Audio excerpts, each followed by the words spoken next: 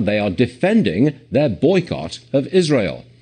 Yog'in Kontorovich joins me now. Yog'in helped write the anti-boycott laws that we have here, fortunately, in the United States. So, Gene, what do you make of that headline? Ben and Jerry's, men of ice cream, men of principle.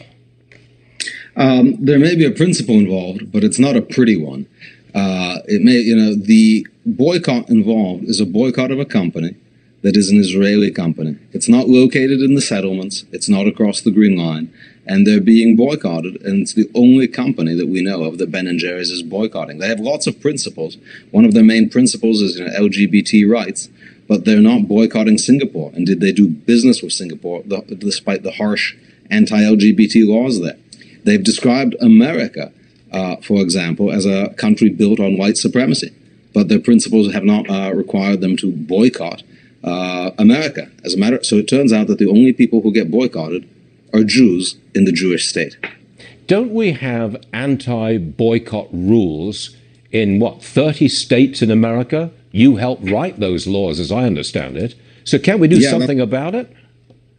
That's right. 32 states have rules saying that if you're that boycotting Israel is, as we see here, a proxy for bigotry and often anti-Semitism. And we see this very clearly here. The board of directors of Ben & Jerry's who were involved in this have a history of supporting Hamas and other radical organizations, anti-Semitic organizations. So states say, just like if you discriminate on the basis of sexual orientation or on other bigoted grounds, we won't do business with you.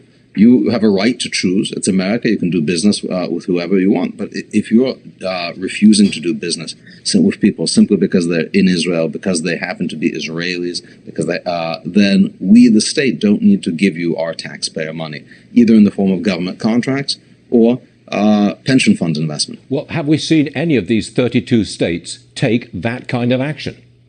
We've seen several already. So some states have begun the process of withdrawing their pension fund investments.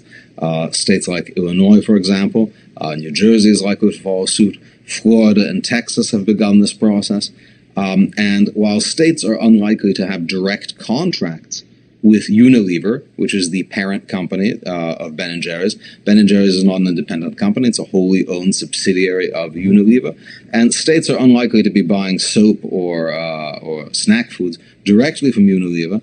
But I think it would be consistent with the spirit of these laws for them to seek to source those products from other manufacturers when they are talking with their vendors.